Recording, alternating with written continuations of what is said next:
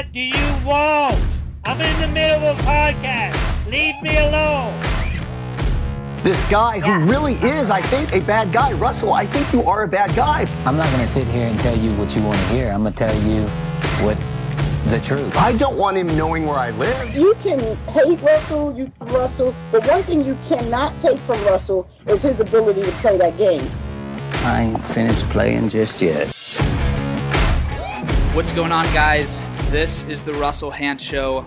I am Cody Dunlap from MTV Stranded, one of Russell's reality TV buddies, filling in for him as he is mysteriously away right now, not running his own podcast.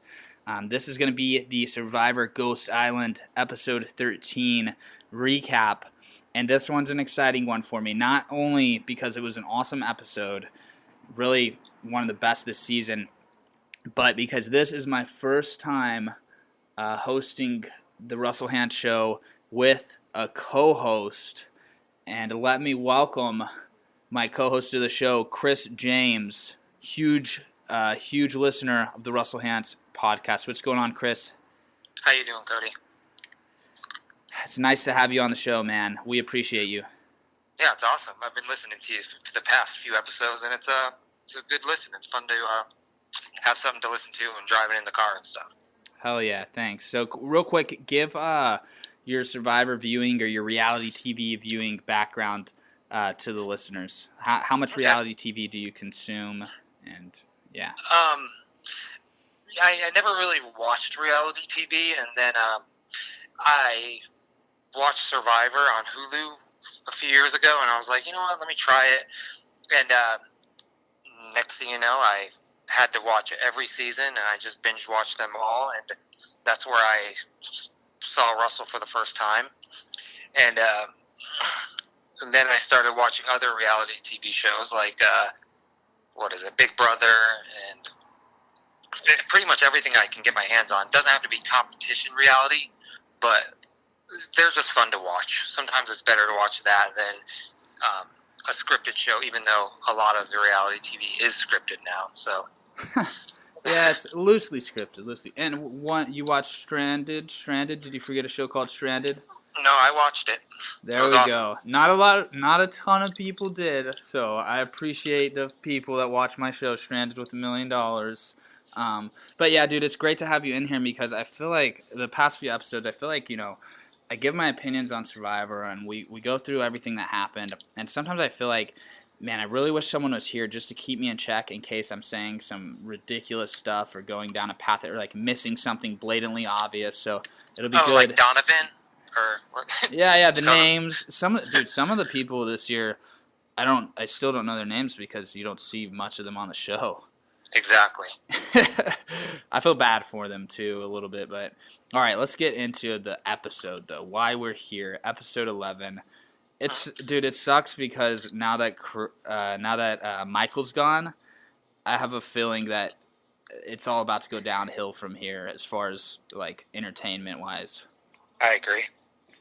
I think I think having him there, we really, really needed that, and I see potential for the next few episodes to be like, I don't know, I see potential for like a fucking cakewalk where everyone's just bowing down to Dom and Wendell. And like, yeah, well, we saw that at the end of the tribal. Yeah, the end of the second tribal. Oh, fucking phenomenal, dude. Like, it drives me fucking insane. And there's so many things we need to hit on in that tribal and the first one too. I mean, so awesome we have 2 tribals. But yeah, I mean, when like they're whispering to each other in each other's ear, like for the 2 girls, Laurel and Kellen, it's like, how do you not realize that, like, it's like one of those things, even if you're in the majority, you have to have the ability to recognize when you're on the bottom of the majority or when 2 people within the alliance are much closer than the rest. Like, you have to realize it's time for a shift. It's time to make a pivot at that point.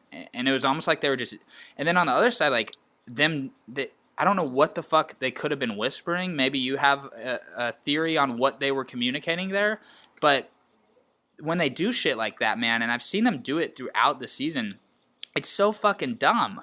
Because all that does is make Laurel and Kellen insecure in the 4 of their relationship, as the plan is simply to vote out Michael. Why the fuck are you guys whispering without us? It's could be a huge red flag that could not be good for them, you know? Yeah, I didn't know why they were whispering, to be honest with you. I was thinking, what could they possibly be whispering about? And I thought, okay, they're going to change the vote. And I thought, no, they're not going to. Because that would be too good if they changed it and let Michael stay. But then they didn't tell anyone else, so that's why I knew they weren't going to change the vote, because they didn't speak to anybody else about it. It's just, you know, it was annoying watching that. I'm kind of sick of the whole Wendell Dom thing, to be honest with you. Yeah, we can, that could lead us to the beginning of the show, and we'll walk through it in order. But, yeah, so the episode opens with Dom and Wendell basically, you know, their little showmance developing, which if you're annoyed by them, I can see why with that, too, where there's kind of, I don't know, it's just a weird thing watching them, like, how happy they are with each other and stuff, and, like, you don't stab me in the back. No, you don't stab me in the back. Just, yeah, I can see how it would make you sick. But I will say, on the flip side, you know, Wendell is a huge fan of the show. He DM'd me this week. He loves the show. This is his favorite Survivor podcast. I got to give him some props on loyalty. Well, maybe I shouldn't speak too soon. Might jinx it. Or maybe I should jinx it, actually. But at least he's so loyal to Dom. And, like, what we've seen, like, in the modern-day Survivor, like, the past, like, you know, 3 to 5 years of Survivor, is, like, this voting block bullshit where, like, people are rotating alliances so much that, like, alliances don't even exist. One of the things that Russell preaches, like, hard is that you need, like, even if it's just 3 or 4 people, if you guys have each other's back, you're statistically, your odds of getting to the end go up tremendously. And that's definitely what we're seeing with Dom, Wendell, and I think you could throw Laurel in there as well, where they seem like they just fucking, they're ride or die. And I think it's one of the big reasons why they're in the most favorable position right now. Well, Russell proved that for sure. That exactly what you just said. And don't get me wrong, I don't dislike Wendell or Dominic. I just don't like what they have together. That's what's annoying me. It's not them separate, because I like seeing them separate. It's just their whole thing is at the challenge. I don't know if you'll get into this later, but the way they're kind of going back and forth. Yeah. That was really annoying, because you could tell they're trying to be whatever, trying to be like, oh yeah, buddy, no, I'm going to take this one, I'm going to take this one. But you kind of could tell they were kind of being a little like, come on, let me win this challenge. You know what I mean? And that was kind of fun to watch, but annoying at the same time. But yeah, I'm with you exactly, dude. And that's like one of the takeaways I had from the challenge too, where it's unnecessary. Like, okay, so here's the thing that's kind of driving me nuts, because it's tough because they're in the best position in the game, so you have to give them credit for being, you know, I think Michael's the best player this season, but I think there's a big gap, and then you have Dom and Wendell, and then you have a big gap in the rest of the pack. So they're both in the top 3 as far as like Survivor's player skill level, but I see them making like some of the dumbest mistakes where I'm just like, oh man, they have a lot of room for improvement where they could clean up their game, and to not see the other people exploiting that is just fucking frustrating, because what I would ideally like to see is people recognize like their mistakes, such as the way they were, I mean, kind of like going back and forth in the challenge where they're openly, it's almost like a showmance is a target because they're so loyal to each other. It's to that level where they're so openly loyal to each other. And then when you're the last 2 in an immunity, you know, the people watching you from the sidelines are a little like upset that they didn't win. And that's going to lead to jealousy a little bit naturally. And it's almost like rubbing it in their faces when you're acting so casual and saying shit in challenges. That's one of those things where you want to talk. If you want to talk shit, do it in interviews with the producer where none of your castmates are around, but certainly don't do it in front of them, because it's just kind of flaunting that you have power in the game, which is great for TV and it makes you one of the better characters. But I would like to see like somebody recognize that and be like, okay, we need to do something about this. And then, you know, then maybe Dom and Wendell, like if that happened, maybe Dom and Wendell defend themselves when somebody comes at them, and then it even adds to their resume, or it adds to their their legacy in this game of Survivor. Where like, yeah, people were going after them every week, but it's like they're just fucking herding sheep is all it is, and it's just and God knows what we frustrating. didn't hear. I'm sure there's stuff that wasn't shown during that, and you have all the people on the sidelines watching the two of them go at it at each other, and then we saw a couple, I don't even know, 30 seconds worth of it, but there was probably so much more being said. But that actually shows how comfortable they are to put that out there. They just don't. That's my biggest thing. Like, you have Wendell, who's an awesome. He can be really good at comps, but then when there's a difference. There's somebody who's good at comps, and there's somebody who's intentionally, I'm not gonna do good on this one, and that's smart, for a play. But I feel like Wendell does it when he just doesn't feel like doing it. Like I don't feel like it today. I don't want to do this. And he just doesn't do it. You know that he can do really good. But I was glad this last episode it showed them actually trying to win it, because I felt like the other times, even though Wendell won that one comp, the slingshot, there was another one where he just kind of gave up right away. The And I'm bug like, one. that's not. I know he can last longer than that. Yeah, and I was wondering why he did that. It's interesting, man, because you say that, and like this one was one where I would say like it's almost like in Big Brother when you have two people competing for HOH in an endurance comp, which is what this immunity challenge was, and you have two people left, and they're in a fucking alliance, and they're clearly safe. And it's like, okay, like, don't show your hand as, like, a beast right now. Like, don't reiterate to these people. Even if they know you're a beast in challenges, like, just drop. You guys, it's an easy vote. You guys are both clearly fucking safe, despite whoever wins the immunity necklace. Like, just make it end and try not to make a big deal out of it. Be discreet about it as much as you can. So I think knowing when to go out and win a challenge is key, and knowing when to dial it back and maybe disguise your athleticism is key too. And that's the flaw there. And then I would say, to branch off from that, as we're talking about challenges, I think that's the big flaw I see in Michael's game. As much praise as I give him, you have to, especially as an athletic guy, you have to have the ability to channel your inner beast mode and just nut the fuck up and win an immunity when you need to. And that's what he didn't do tonight. Not only did he not do it, but he didn't even put in hardly anything towards winning it. And I know. You got to have the ability, man. Like, I think with Russell, I saw him balancing something, I want to say, like on a stick, and it had to go up higher and higher.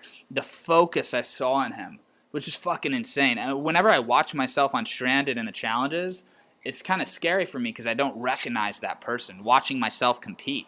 Because it's just like you turn into a fucking monster where you are going to fucking win. And when your back's up against the wall, you got to have that ability. And that's something that I don't know. I don't know if it's something you're born with or something you can control, but Michael certainly did not have that competitiveness in him in regards to the challenges. So, I mean... Well, Russell said that before when he was doing that stick bouncing act. He said that they had to refilm it, I think.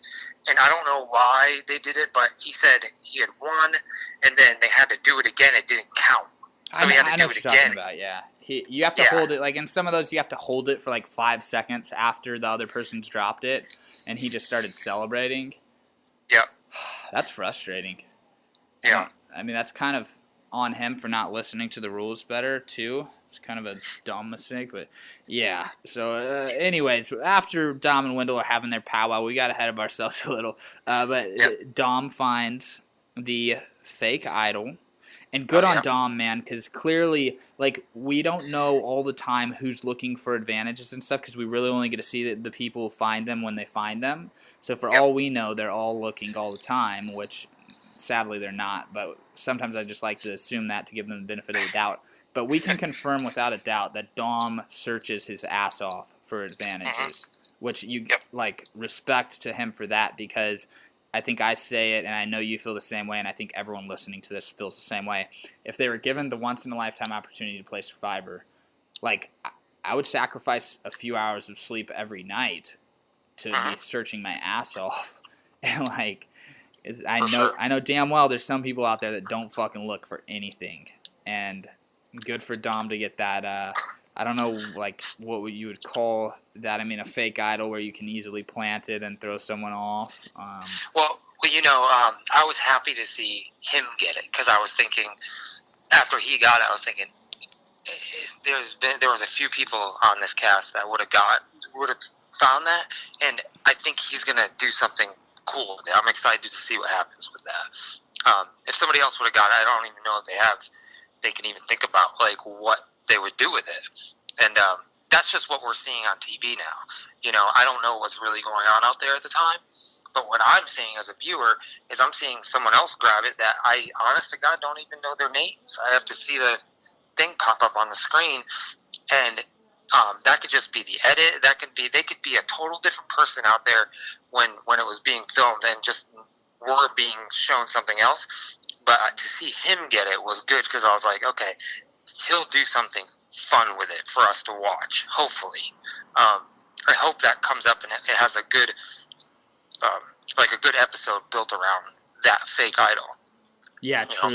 Especially when we talk about like them like maybe lacking like angles to take to make these next few episodes interesting, as we have the couple episodes before the finale with Michael gone. Like this could be like a really awesome, like just tricking the shit out of someone. It'll be funny to watch. But also props to Dom for not playing it this episode either, because he totally could have made Michael look like a dumbass, easily, and it would have been funny and stuff. But there's really no need. So he kept it in his pocket because one of the critiques on Dom is he might have like big move-itis early on when he showed Chris Noble the fake idol when he really had a real idol. Is just kind of unnecessary. So I don't know. Maybe that's him maturing as a player and really thinking more strategically than trying to put on a show. And that way, because he could have really made damn sure he was the star of the episode by tricking Michael with that fake idol bomb. But he kept it in his pocket, which is definitely the right move to do in that situation. Yeah, I can't wait to see what he does with it. Yeah. So yeah, but yeah, you're right. I mean, and I give some props to the producers too, because they have made sure, especially with Ghost Island, it's very easy for them to control who gets advantages and doesn't. As they have to crack those little, I don't know, they have to crack the thing and see if they play or not. The producers can basically make sure, so they've done a good job of managing it, and it put idols in the hands of Dom, Wendell, and Michael, and Christopher earlier, as he was a character when he went home, but they're keeping the advantages in bigger characters' hands, which is the right thing to do. And if you ever go on Survivor, which I hope some of you guys do that are listening to this, understand that, like, one of the best things you can do for yourself is make yourself a big character. And I think the safe way to do that is in interviews, and that's going to lead to more idols stumbling upon more idols, or maybe more idols finding you. We don't know how it happens out there, but I think that I don't think it's a coincidence that Dom found that one, and somebody like let me look at the cast to see some of their names. Someone like Angela, or someone like Chelsea didn't find it, But you realize Chelsea has won? Didn't she win? She won individual immunities, and I think she's won back to back. I don't know if she's won 3 or 2. Yeah, and I don't even know who that is. I feel horrible, but I don't know if she's listening or does listen to this. But it's nothing against her. Like I said, it's just what we're being shown as a viewer. It sucks. It probably sucks for her seeing like I don't get interviewed. She probably did 1,000 interviews, and it's just not the way the season is. They're focusing on all the other stuff. They're focusing on the big characters that we want to see, which is great. I want to see, like, I hated seeing Chris Noble being voted out. That was the worst thing. I loved watching him. He was fun to watch. He was a goofball. He wasn't a good player, but he's fun to watch. They handed him one more week, and he fucked us. But I know. Look, dude, if you have to ask yourself the question, does this person listen to the Russell Hantz show? The answer's 99% of the time, the answer is yes. So she's listening, and Chelsea, we love you. Come on the show. No, I'm just kidding. But yeah, if she wants to come on, then sure. But I have something I have to talk about though. Ghost Island. What did you think about this week? No Ghost Island. Because my opinion was, I don't care if there was 2 tribals. I don't care if there was a bunch going on, like he said, Jeff said. I wanted Ghost Island again because that's the name of the show. I just go to Ghost Island. Because you know why? Is because they've been picking rocks, right? They've been doing it every week. I felt like finally this would be a time where they would have to pick some. They couldn't just do rocks. I felt like this is going to break them out of that, and they're going to have to think about this and choose somebody to go to Ghost Island. And that didn't happen because Jeff's like, "Oh, we're not doing Ghost Island." And I'm like, "Why aren't you doing Ghost Island?" Like, I guess I get it.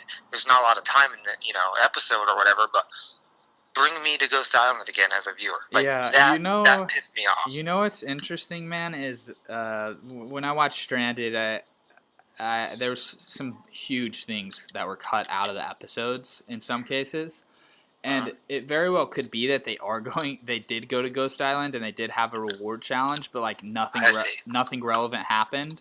So they just decided to give us like what was more entertaining, which was like a lot of the pre-tribal conversations and stuff. So I don't know. This is just a theory, but maybe they had a reward challenge. They sent someone to Ghost Island.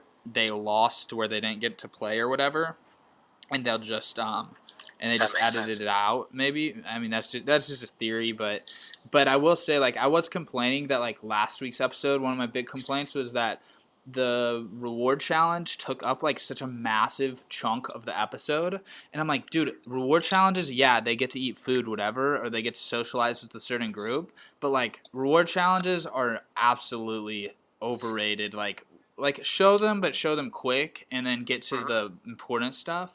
So, dude, it's pretty crazy that there's no reward challenge. Like this was basically like immunity. This episode was like immunity, and then pre-tribal, and then tribal, which is like that's just the meat and potatoes of Survivor. Like that's the so it's a pretty sweet episode, I think. Even without Ghost Island, like, and we'll probably see it next week too. But yeah. Yeah, you were saying how the episode was set up with no reward challenge. It was actually, I like the challenge at the beginning, that immunity challenge. I like that. I like those type of challenges. I don't like the ones where they have the course and they go through. Not always. I hate those ones. I like, even if they're just like sitting there holding stuff up, I love seeing those endurance challenges. Or holding a pole. I mean, it's the stupidest thing, but it's so fun to watch, like watching Ozzy do it, and you know, those are the challenges I like. So without an episode without that reward challenge was good. You were right when you said it, and when you said it, I was kind of thinking, I don't know, would I like seeing it without? And then I got to see it, and it was good. I like seeing, like you said, like the talking and the scrambling and the tribal and all that stuff, and with a nice little challenge in the middle, maybe, of some kind of endurance challenge, because I'm spoiled by Australian Survivor, and I know some of the viewers or some of the listeners out there watch it. Most of them probably do, and they do challenges the way that we should do challenges. If you haven't watched Australian Survivor, that's something people need to go back and watch the last season that just came out. Even Russell was blown away by that season. It was just an awesome season. And the challenges, the final 3 immunity is epic. It was like watching a movie. God, I'm gonna watch it. You sent it to me. I'm gonna watch it. I'm gonna binge watch the season though to lead up to it to get the full effect. But yeah, dude, it's interesting, man, because sometimes in so many cases with these challenges that in 2018 they're getting so dynamic and complex, but simplicity is the answer oftentimes. And I don't know if you watch Stone Cold's show Broken Skull Challenge or Broken Skull Ranch, whichever one it is. The challenges are like just 2 dudes wrestle in a pit. Like, you really, like, we could go like get a dog toy at the store and fucking each put our hand on it and wrestle each other in the sand pit. Like, you could do it anywhere. It's so simple. It's not any of this like intricate stuff that like Survivor gives us and other shows give us as recent. But it's like, oh, dude, it's just fucking pure competition. And like, yeah, the endurance is are like that too. It'd be cool to see. I was thinking about it, like instead of the fire making, because they're gonna do fire making at Final Four this year.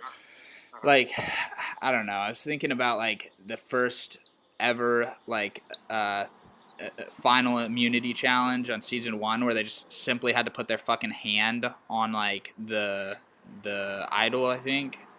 Oh, yeah. Like whoever, like, dude, could you imagine if they did? Maybe this is what Survivor Australia has done, but could you imagine if they did that, like, for the final individual immunity, like in 2018 Survivor? Like, I feel like people would keep their hand on there for like 24 hours.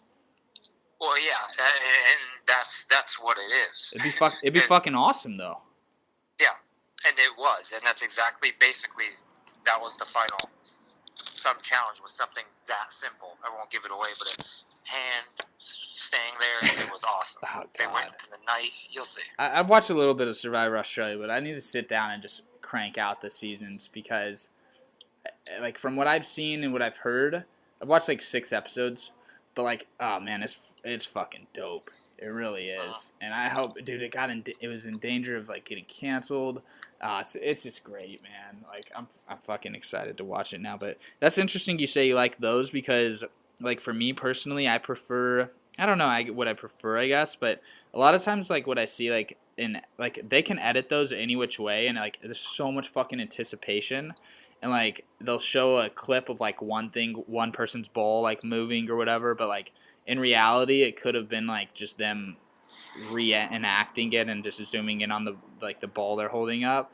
And what I like is the I just like ones that are easy to watch, where like it's harder for them to edit, like make it look close when it's not close, such as ones that end in like the ring tossing type thing or something like that, or like the slingshot one. I don't know. They all add value though, for sure. But anyways, puzzles this are one. the ones that suck. Sorry.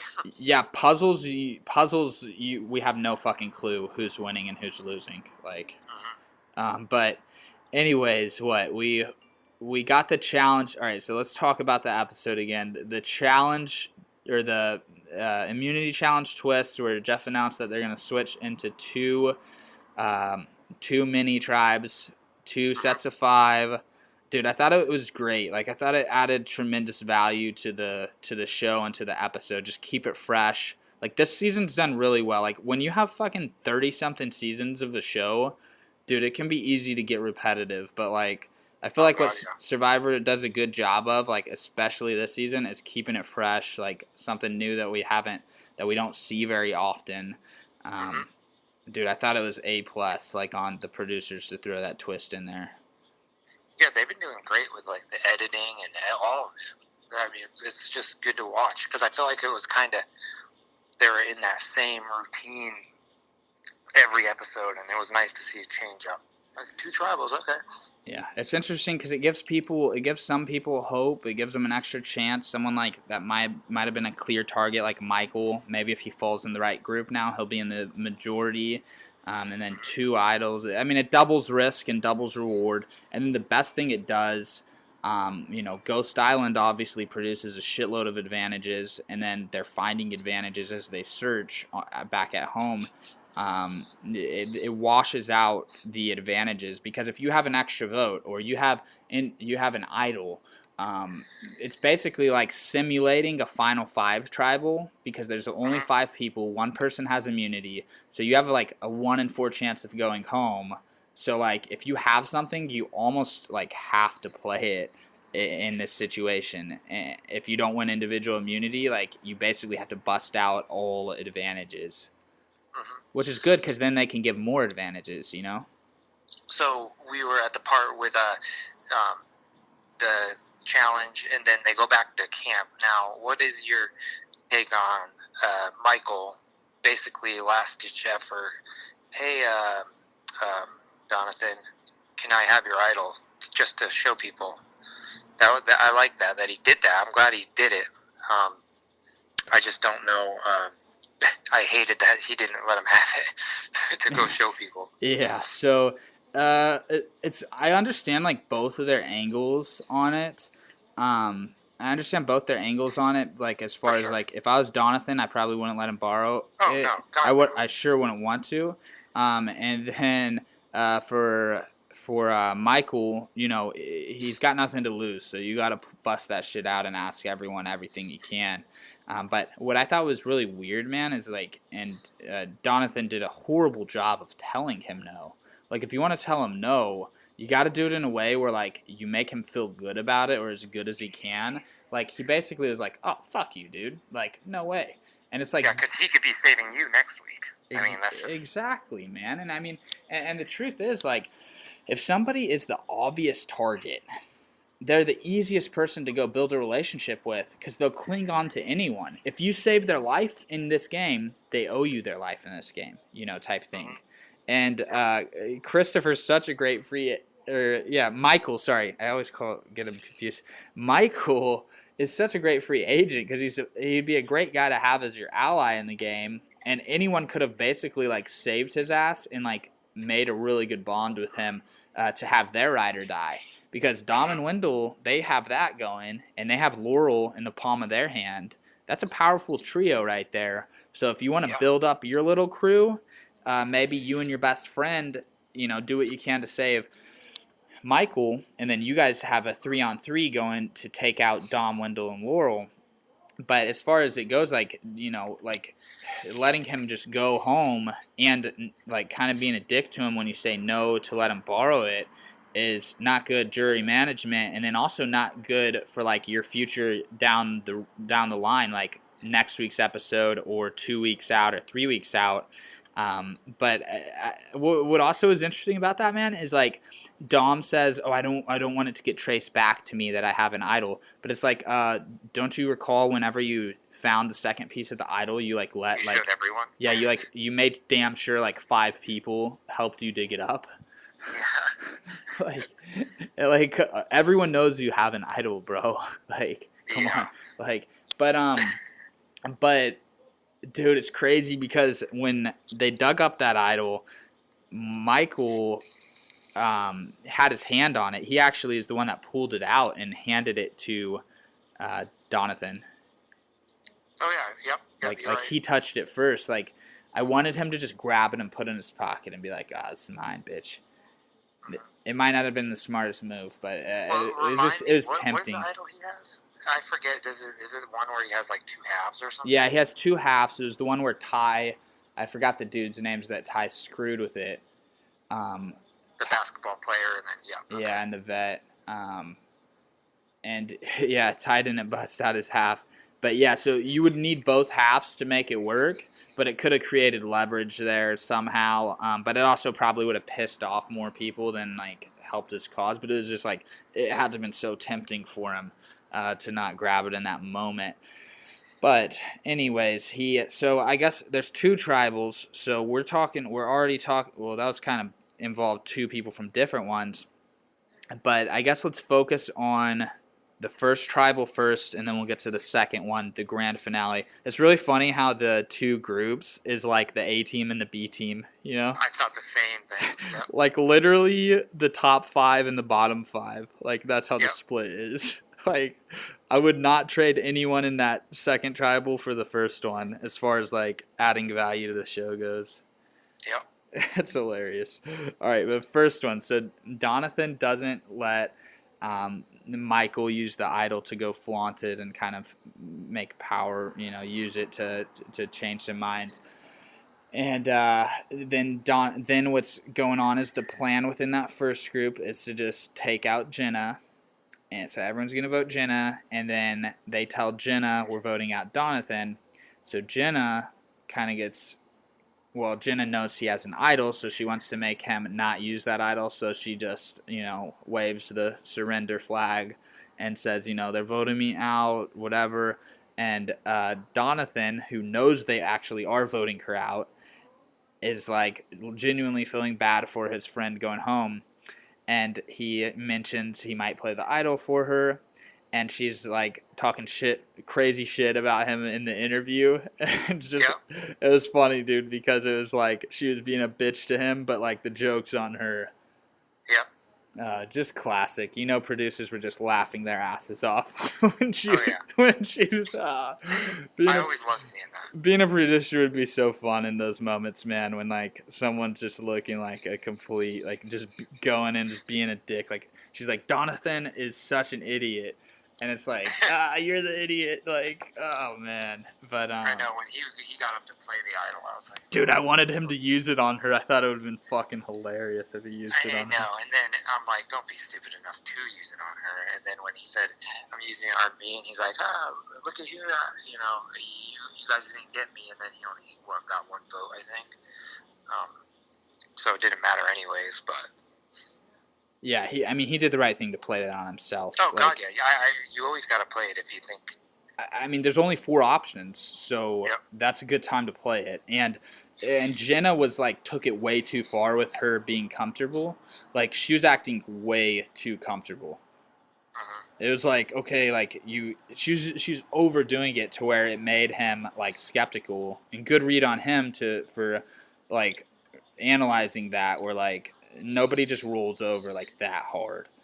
Yeah. So it's kind of interesting though, because like, okay, so I don't know everyone out of those 5's like relationship to each other. But Donathan, it seemed like he had a really good relationship with Jenna, or at least he felt close to her. And then Sebastian was like kind of had like they were flirting throughout the season. So that's 2 out of the 4 people that voted her out. Like, I kind of don't get it a little bit. Like, why would you vote her out when, and maybe you know, but why would you vote her out when there's, like, Angela? Like, wouldn't they rather have Jenna than Angela?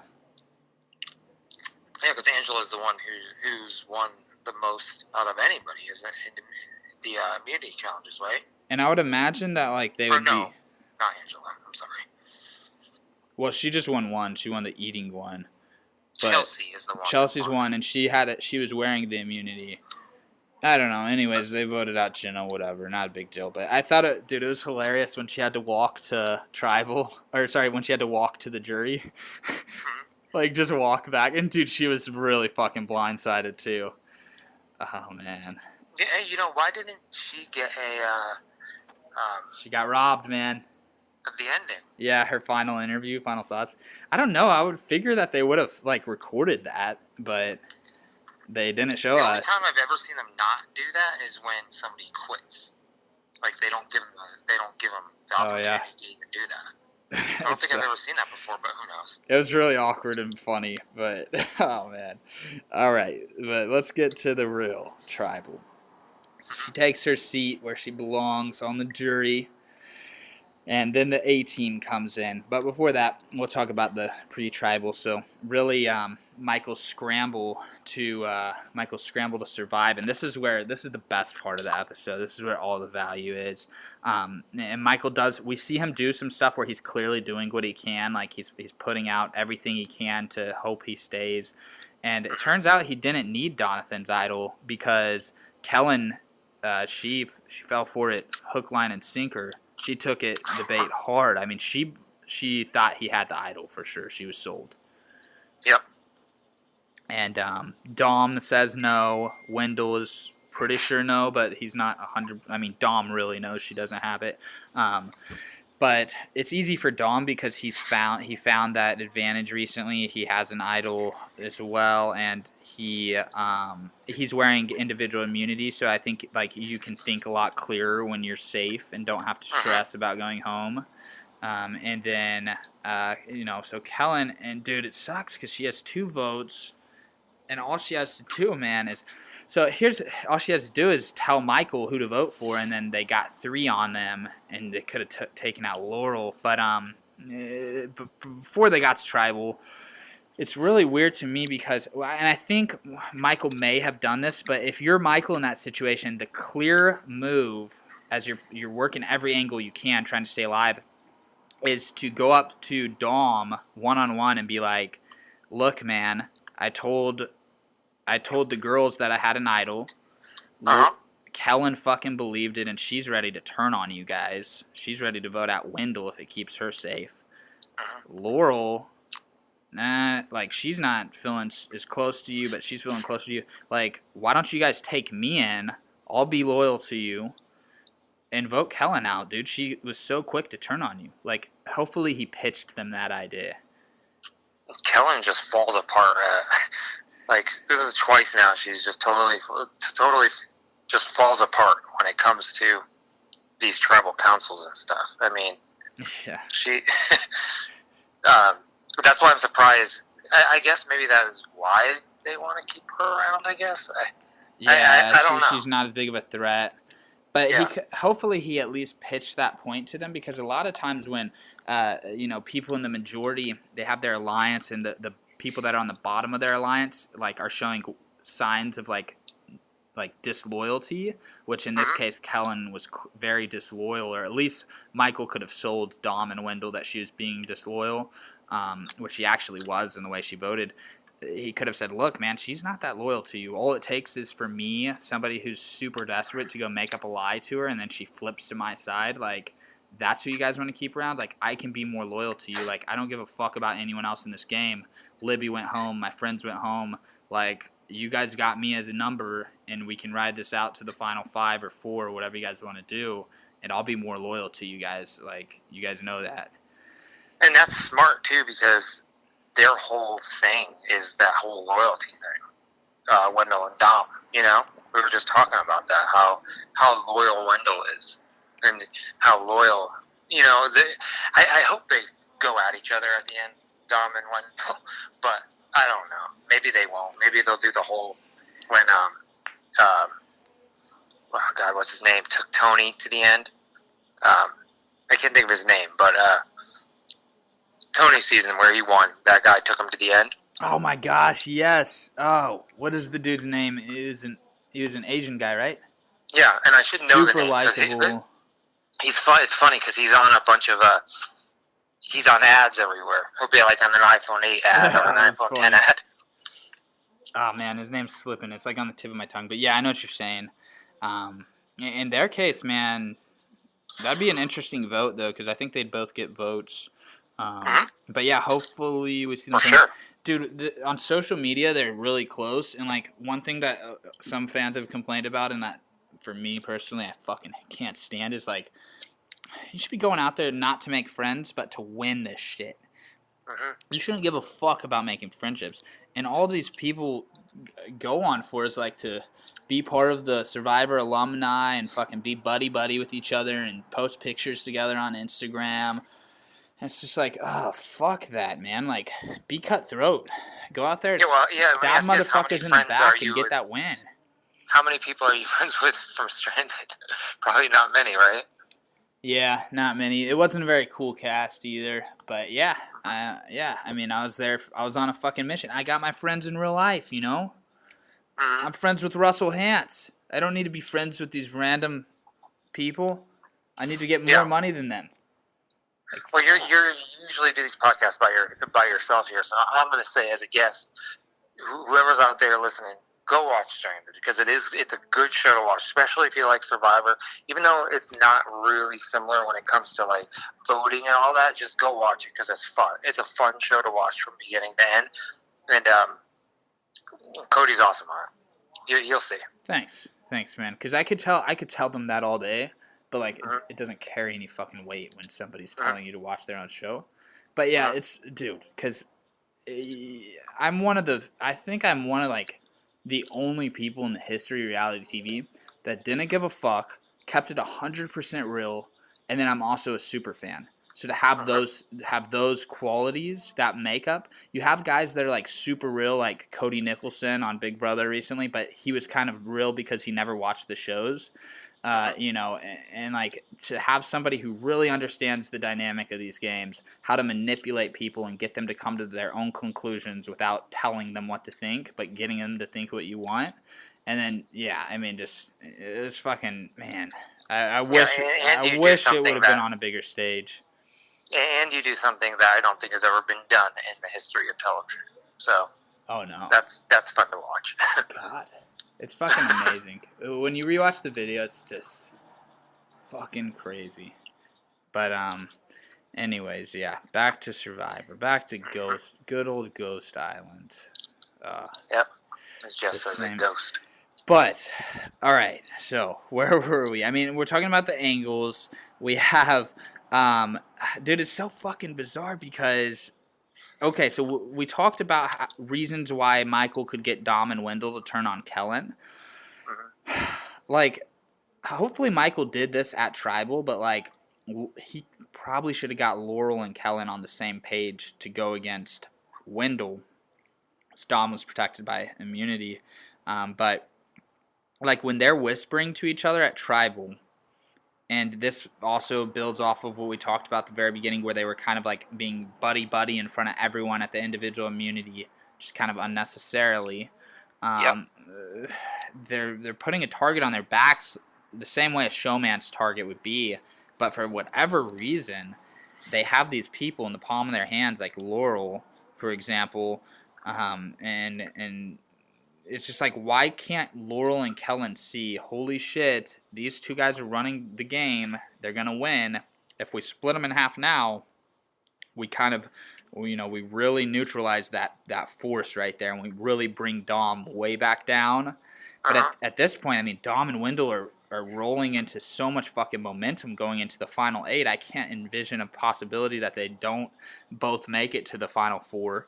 And then final 3 probably, but it's really unfortunate that Laurel, Michael, and Kellen voted for. They didn't vote for Michael, but they didn't take anyone out. Like, none of those 3 voted for Michael. Obviously, Michael's not going to vote for himself, and they used 4 votes because Kellen used 2 votes, and they were overpowered. Dude, you have 3 out of the 5 people. You have 3 people that hold 4 votes, 4 of 6 votes, and those people don't control the vote. The 2, this is why loyalty is so important. Like, this is what Russell's referring to when he talks about, I don't need the majority, but I just need a couple loyal people. In this case, Dom and Wendell didn't have the majority, but their loyalty allowed them to control that vote. Well, they were speaking, they were whispering, and then Jeff was kind of sitting there in that whole shocked look. And who was it? The Laurel and you said Lendl. What's her name? Kellen. Kellen with the Kellen. 2 votes. Kellen. I called her Lendl because of Wendell.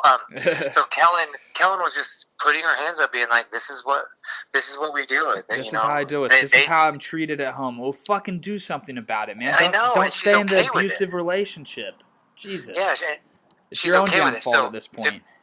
If next episode doesn't start out with somebody saying, "Okay, we need to focus on Wendell and Dom. Let's break them up," I'm gonna be pissed, because at that point, somebody has to do something about that. Because you're right, one of them is going to win if they don't do something, because it doesn't really seem like, I don't think Wendell would screw Dom over, but I kind of see Dom maybe, I totally see Dom when it comes down to his life or Wendell's. I mean, he's going to choose his, but I feel like Wendell's going to would really stick with him to the end. Yeah. He almost he would take a bullet for him in a way, I don't know. And then that's good. I mean, that's good to have. It's just I agree with that. And it's impossible to know, and maybe we'll find out, but we won't know both ways. We'll never know both ways. But I think so. I think I could agree with that, where I think Dom would stab Wendell in the back last minute just to ensure he wins the $1 million, which to me is really justified. And then I don't know that Wendell will do the same, but maybe we're wrong. Maybe it's the opposite. We'll see one of the scenarios probably, but and then also with the remaining 8, I think Dom or Wendell totally deserve to win. I mean, maybe someone else will do something crazy. Up to this point, Laurel's done well, to where if she makes some power moves, I could justify saying she's the most deserving. I just want to see the most deserving person win. And I think Dom is super deserving. Wendell is far more deserving than anyone else. I don't want to fucking see Sebastian. Well, I don't think Well, I guess anything's possible, man. I mean, but I wouldn't want to see like Angela, Sebastian, and Chelsea in the final 3. But the way it's edited, that probably is not going to happen. But I mean, maybe the producer is throwing us off. But yeah, No, I mean, in the edit, I'm kind of seeing maybe, Donathan. Definitely something bigger is about to happen with him. I don't know what, but I could see him coming in 3rd place. Yeah, I don't think he would get the win, but unless something crazy happens and he just does it, and because there's been a few Survivor seasons where you're watching it and then you're like, at the end you're like, whoa, like I won't say who, but there was a Australian Survivor. You said at the end you're like, whoa, this person, where did they come from? And it totally just shocks you on the Australian Survivor, just what you're seeing on the TV. You're like, where were they the whole time? And maybe that will happen with Donathan. I don't know, because I like Donathan. His whole thing is just he's not really playing too much. Really, I mean, he's not playing at all. But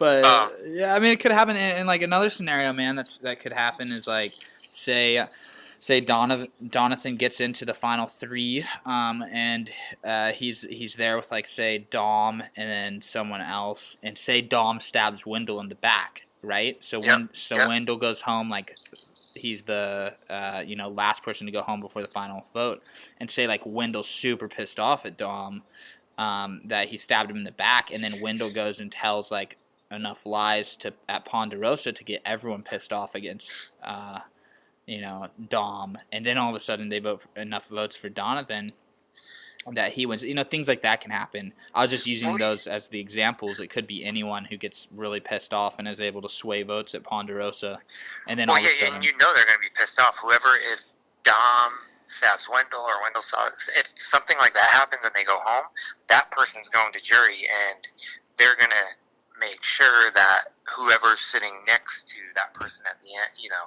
sitting next to Dom or Wendell at the end, they're going to be the ones winning. And they have a huge argument. They can be like, this is my best friend, look how loyal he was. We were doing loyalty, and he sent me home, 2 weeks ago or whatever. And then the person beside them wins. I don't know. If they were both up there, though, what do you think about with the fire challenge? Yeah. So there's a point where one person is going to have to choose who to take and who to put to fire. Do you think if Dom was at the end, would he let Wendell come with him, or would he say fight for fire? Like fight for your spot with fire. Ooh, that's interesting, because that's the choice that's going to have to be made. Because you're not sending them people home, you're sending them to the fire comp. Because you want to, because then you can bring them and be like, I brought my buddy with me. Because then you got to think, if you put him in the fire, he's going to be pissed. You're going to win the fire, then he's going to come back. Yeah, and then it's going to make him look good, because the last thing that the jury saw was him winning a fire making challenge. And you're kind of setting him up to look good. I told Russell this when we did the podcast on the finale of last season. With this structure where you have the fire building to decide the third person in the final, like I'm pretty confident in my fire making ability. I would almost want that position. Like I would almost want to beat someone's ass in a fire making comp. Let the jurors see, wow, this dude is like, he almost went home and he won his way there. He earned his way there. Because, the person who wins individual immunity earns their way there, but the jurors don't get to see that. They get a front row seat for the fire making. And it's good to have the last, impression, the last big impression on those jurors. And then also you don't send anyone home the wrong way. You probably can even bond with the person that you beat in the fire making comp by giving them a hug and stuff and telling them sorry. And then the person that won individual immunity is the one that voted someone into it, so they have blood on their hands at the end, and those emotions are still there when they do the final vote. So you really want to be the person that wins the fire making challenge. Yep. That's the key, man. So, I mean, it would be ballsy to do this, to throw the last individual immunity. But that's a great position to be in, winning the fire. And then the person that gets carried into the final kind of looks like a bitch because they didn't win immunity or the fire. But I forget that the jury only sees that part. Sometimes I'm thinking in my head they're watching with us. You know what I mean? yeah, And so you're right. Them seeing that is a huge would be awesome. And then they would see It's what just powerful, happened man. and see, oh, Dom made his buddy go into the fire making challenge. His buddy won. Now he's back. Screw you, Dom. You weren't loyal. And then that would be all you'd have to do is talk your butt off if you were Wendell and you dude, were winning. you could put on a show, Dom is man. not winning. You could put on a show in that situation where, and for me, it wouldn't be acting at all because these reality shows, they mean so much to me. But you could even shed a tear of joy and just be so thankful right there, and just thank God right in front of them, and be so happy, and then be respectful to the person that you beat. And it's just like, that's a powerful thing for the jury to watch. And then in the final thing, really drive that point home that, like, this person preaches loyalty. Well, guess what? He fucked all you guys. He tried to fuck me and couldn't. Yeah, you're in a good spot. It's almost, I think it's definitely worth throwing the individual immunity, especially, like, I would feel safe doing it if I, like, knew I'd be in a fire making competition with, like, Donathan or Jenna, like, almost anyone on the cast. But, like, I'd feel good about it. But well, because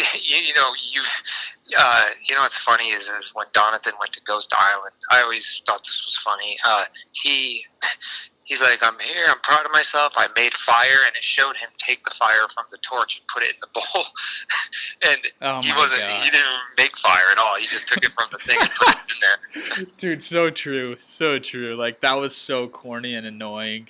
Dude, they gave him that, and then in that one challenge early on, they stopped, like, it was the, like, second episode, I think, maybe first, where he was, like, had to swim to the bottom, and, like, James couldn't do it, and, like, they, like, stopped showing us the challenge just to show Jeff, like, say, oh, like, how unbelievable. Yeah, like, they're building him up, man. Oh, my. If he won, I would rather see Wendell win, or Dom. I would rather see those two guys win over him 1,000%. With Ghost Island, when Chris went to Ghost Island at night, that's, in my mind, how I pictured Ghost Island from the beginning. That, if you ever get him on the show, you have to ask him about, like, how he felt about that. Like, being in the boat, the flames coming up from the torches, nighttime, like, what was going through. I mean, you were talking to me earlier before the show started. You were talking about how the experience you had in Fiji and how it's just, like, life-changing. Like, that had to be one of those moments for him. Like, just seeing it, and it just looks so awesome on TV. Now, I can't even imagine in real life what it was like for him going to that thing. And then, I think for us, like, the listeners, me and you, and people, like, that have Russell's mentality, like, for us super fans, like, that would be, like, just a dream, like, out of a dream. But it's interesting because it was Chris, like, who I don't think is a very big fan of Survivor. Probably didn't mean as much, but probably still fucking awesome. Like, that's you're right. I actually epic, thought man. that too.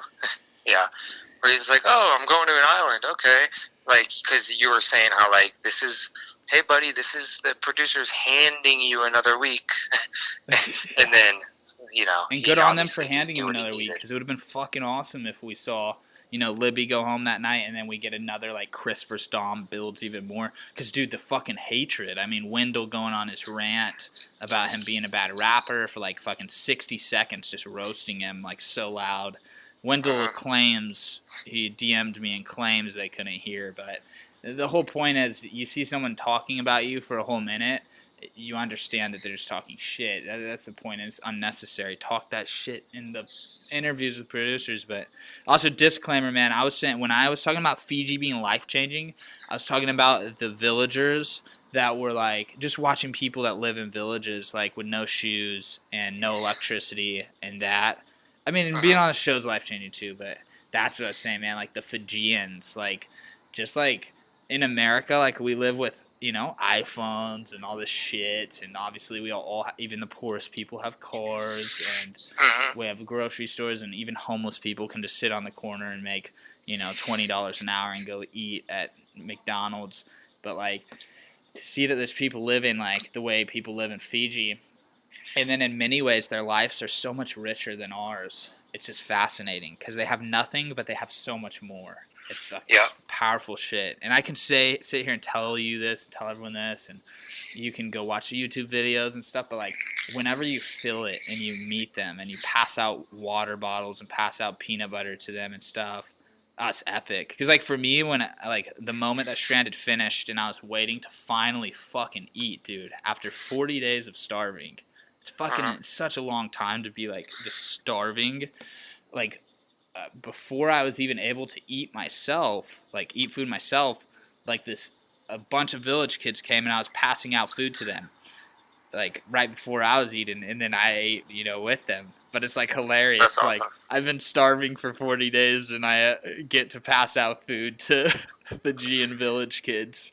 My neighbors are from a village in Fiji, and the two ladies, and they always are like, "You have to go, you have to go." And they're here because they're working and stuff, and they have family here. But they actually are going back. But they always talk about how awesome it is and show me pictures and stuff. Oh man, you got to go. It's so valuable. Like when I want to take my little brother who's 13, because oh man, it opens up your mind so much to like just deep things, like the meaning of life and what's out there, and just like it's like another planet. They're just living their life a different way, and it's just powerful stuff. But well, you know, they should do. I hope they do something this season where the reward is. Oh yeah, those are cool. Going rewards. To the village and handing, because I like watching those on Survivor. Those are always fun to watch. Yeah, those are sick, man. That's got to be an awesome reward too. Just a morale boost. It's just powerful. I mean, it truly is like the family, the loved ones is coming up next week, and I know I talk a lot of shit about it because just seeing grown men cry when they haven't seen their, you know, loved ones for like 3 weeks. Just me being in the military, like I haven't deployed or anything, but you know, so many guys around me having deployed, and me going to schools that last months without any outside communication. It's like, geez, these people just what the fuck is wrong with them? And I went on a show too, so I know what it's like to be out there on a show and miss people. But I don't know. I was focused on the fucking game, and I knew I would see my fiance when I got back, and I knew she wouldn't. It's not like it's the end of life. And they act fucking crazy, and it's just like, I don't know. What did you think of Ponderosa? Michael and Jenna got to see their loved ones. I thought that was pretty cool of them to do that, but I wondered if at first I was wondering why the other jurors didn't get to see their loved ones, but they wouldn't because they didn't fly them out there. You know, they weren't there exactly at the time. But I thought that was cool. They let them see their loved ones there. And but people, if you don't watch Ponderosa, people out there, you definitely should, because we were talking about how it shows a whole different side of these people, and it shows why the casting cast these people. It's just something you need to watch. I'm sure 90% of you do, but if you don't, start watching them after every episode. Go and watch the Ponderosa, because they just give so much insight on stuff. Better than the episode sometimes, I think. Yeah. Well, yeah. I mean, especially the episodes coming up, probably. But it's fucking crazy, dude. And sometimes, like, I have so much frustration when I watch reality TV now, because I feel like it hit its, you know, peak years ago, and I just wish they could, like, make some changes and stuff. And it's like, I just think there's some, you know, old man that's been in this position for like decades at the network that just refuses to fucking change and make it what it should be. And it's fucking everyone. But like, sometimes I get pissed at casting, and sometimes I get pissed at producers. But like, after seeing Ponderosa, I'm like, I can't really be mad at casting because like Jenna and Libby, who I felt like were like close to damn near nothing on the show, they both had really, really dynamic personalities that I felt like could have added a hell of a lot more value than they did. So like maybe I should not hold my judgment on casting, and then also the way producers produced Ponderosa, because that's the people that are chopping this up and editing it for us. Ponderosa is pretty sick. Like, I like the way they produced that. So, like, maybe they really want to produce Survivor that way, but CBS won't let them. CBS wants it this way. But, like, shame on whoever's fucking that up, because Jenna and Libby, and there's other examples too, if they were on Survivor and shown to us in a light that Ponderosa, this most recent episode shows, they could have really been assets to the show, and especially, you know, because you got to give like you know, I not a female, but I can imagine that if I was a female, I would want to see like some power players that are girls out there, and I know Laurel's been doing good things, but like this is really a dominant, like male dominated cast as far as like characters go. And it's like, man, like you got personalities like that, like show them to us in the fucking episodes, because not everyone watches Ponderosa. Exactly, and you know, and that's I know I go back to this, but the Australian Survivor, that's another reason I love that show, is because there's so many episodes per week, and you get time.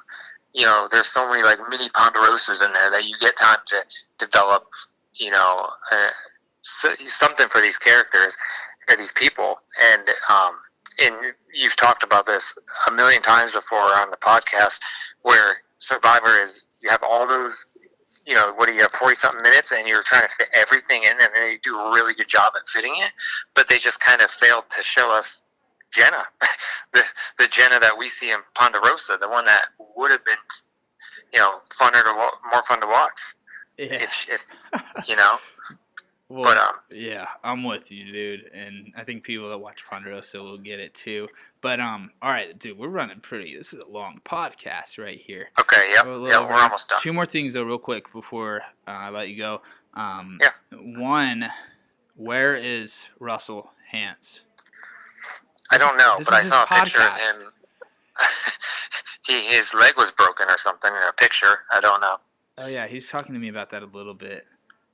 Like a couple weeks ago, or not a couple weeks, more recent than that. I don't know either, dude. Because all right, I'll tell you guys what I know. I when I first started doing this season, I started doing because he said that he had, you know, he had obligations where like he wasn't going to be able to do the show the full season, so he didn't want to do like part of it and then like, you know, not do the full thing. And then so I was like, all right, I'll do the full season so that we have the same person, same angles or whatever. And then I'm telling you guys, when I call his phone right now, I don't know if he didn't pay his phone bill or what, but it's not ringing.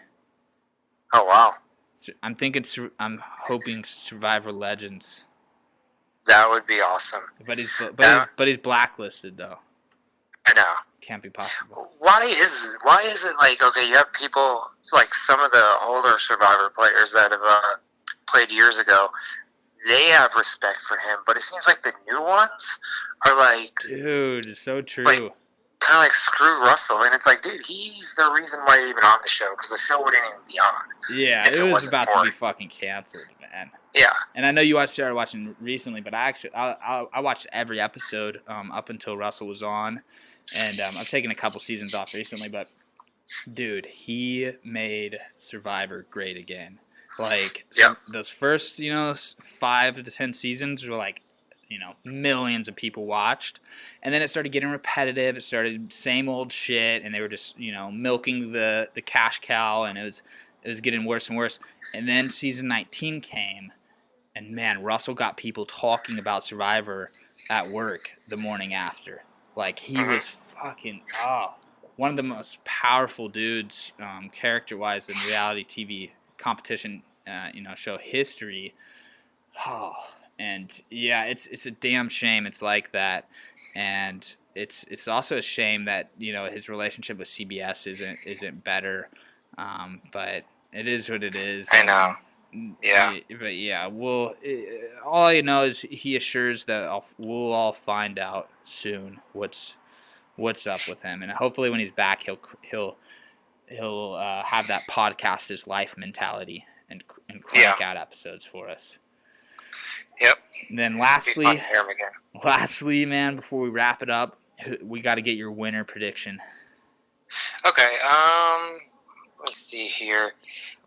I feel like it's going to be Dom because he's going to have the balls to do what he needs to Wendell. And I don't think Wendell's going to do that. And that's great on Wendell for loyalty and all that, but I just don't think – I think Wendell's more loyal in the relationship than Dom is.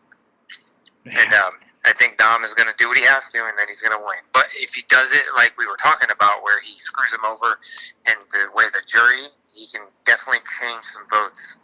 Wendell can go back to the jury and change votes. So that might screw him over. So he's going to have to do it really smart, and he's going to have to really think about it. And I'm sure that's all he was doing out there is thinking about it. He had to be thinking about how am I going to cut this when it comes time to cut it, you know? So yeah, I respect Dom's the way he's playing a lot. He can clean it up, like lots of room for improvement. He's not playing the perfect game by any means, but at least you can tell he gives a fuck, you know. Mm-hmm. And you know, I have a theory. It's kind of a corny one, but for some reason, I feel like people on these shows, like Survivor or even Big Brother, if you have that northern accent, people seem to listen to you more. Because I know growing up, I'm from Connecticut, and my uncles were all Italian, and they had that strong New England accent, and when they talked, I listened. That's so weird you say that, because that's so true, I feel like. Yeah, I feel like if you have that act, like, look at everyone listen to everything. Like, when he was on Amazing Race, he would just go up and talk to people. And, yeah, he was famous back then because everyone, like, knew their face. But it was the way that he said things and that accent, and people just kind of listened to him. Like, okay, you know, I'll follow you. And Dom has that kind of, that accent, and Tony had it. And a lot of iconic Survivor players have it. That is a hell of a point, dude.